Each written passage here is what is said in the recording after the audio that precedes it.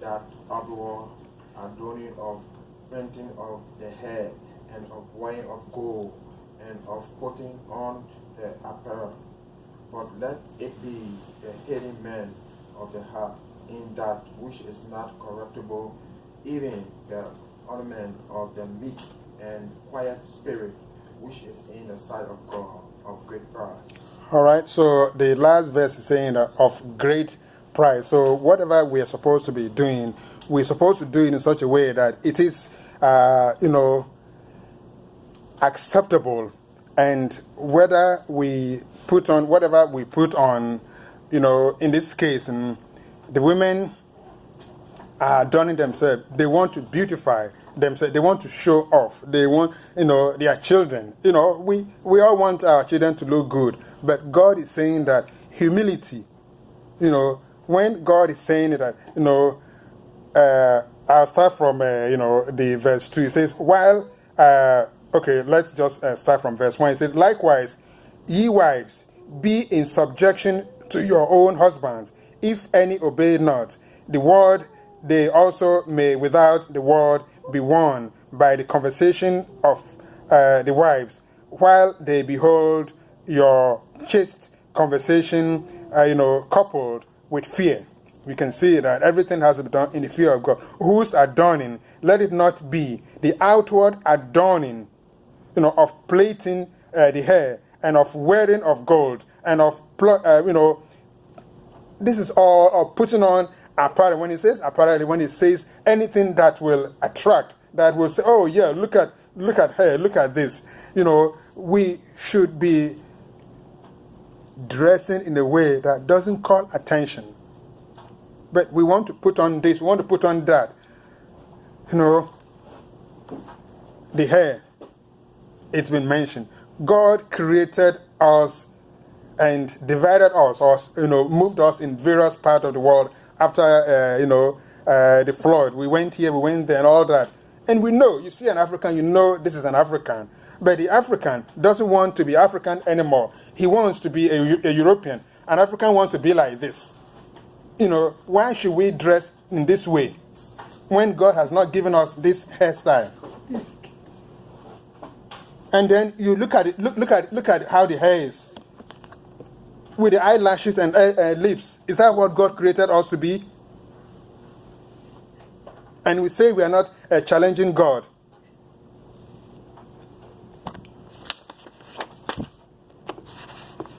All African ladies want to be like this.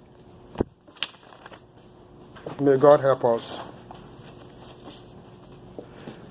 When God reveals that Jezebel's seductive efforts in painting her eyes, lips, and hair in order to entice King Jehu that it didn't work, but caused her horrible shattering of her skull and body. But Christian women who should know better continue to imitate the prostitution and witchcraft of Jezebel by painting their lips red, eyes, and counterfeit eyebrows. Is it not in disobedience and satanic without the fear of God? 2 Kings 9:22-30.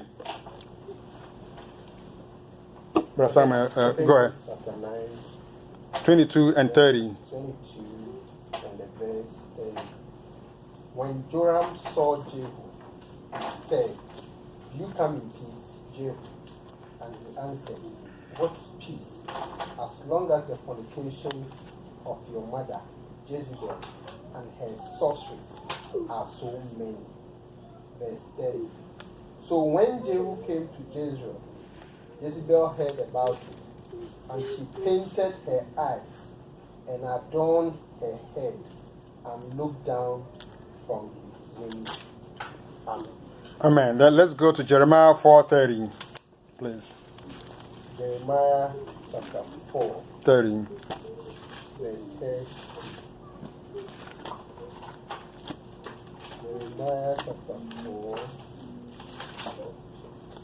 verse 30.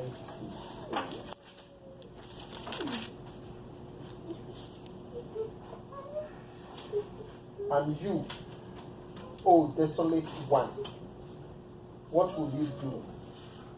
though you clothe yourself in scarlet, though you adorn yourself with ornaments of gold, though you enlarge your eyes with paint, you make yourself beautiful in vain.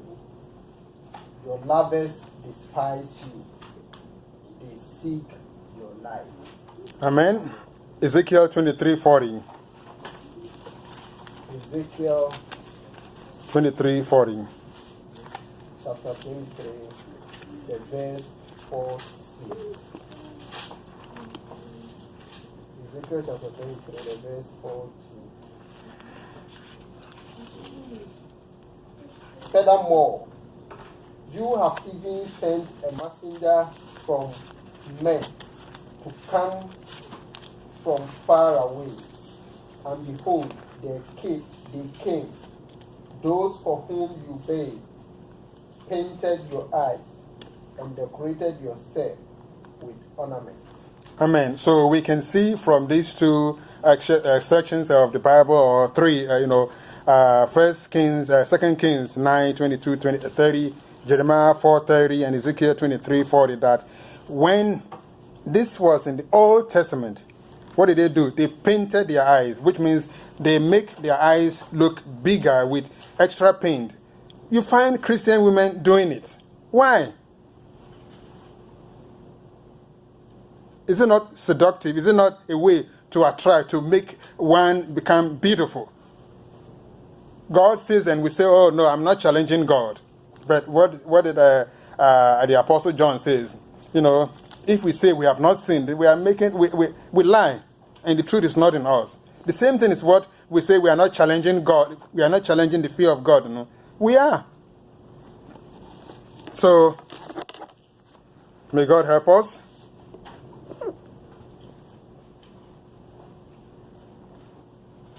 We continue. Number 7.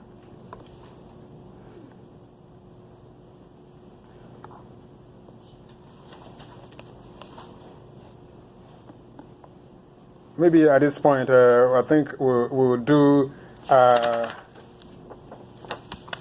before we run out of time, let's do Isaiah 3.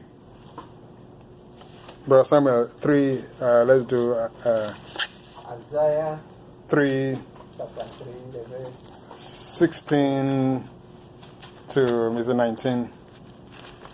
Isaiah chapter 3, reading from the verse 16. And we will see all the list of what, again, it may be that we are, pressing on the women too much, but this is God's word, and it doesn't respect, whether you are female, but it's something that should, cause us to pause, and then, let's read it up to 23.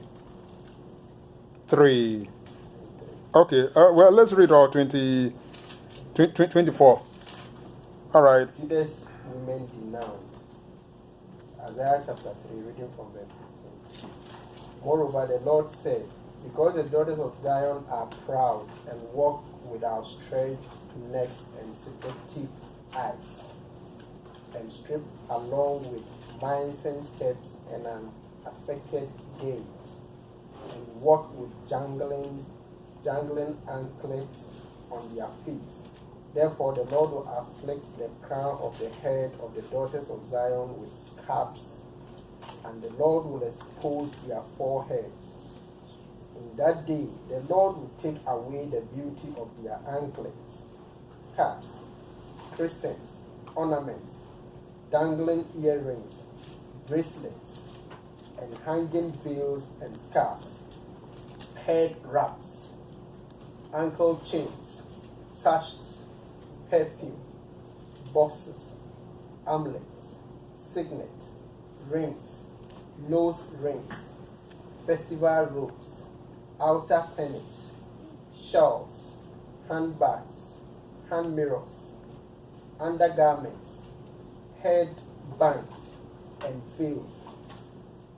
Now it will come to pass that instead of the sweet fragrance of spices, there will be rottenness. Instead of a belt, a rope. Instead of well-set hair, baldness. Instead of fine clothes, a robe of sackcloth, and braiding instead of beauty. Amen.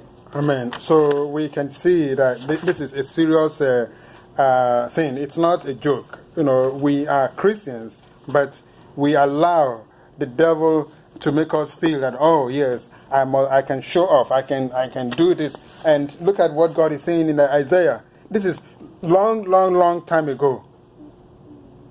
You know, but still, it's not. You know, we read God's word, but we just ignore it because, I'm under grace. God is not going to do anything now because let me enjoy what I want, and it will, it will be helpful to me, and I'll be able to enjoy what I want. So. All right. So now we're on 7, right? Have we, number 7, when God commands that wives must be submissive to their own husbands, that even if they don't obey God's word, the wives, without the constant nagging, God will change the husband by their spiritual conduct.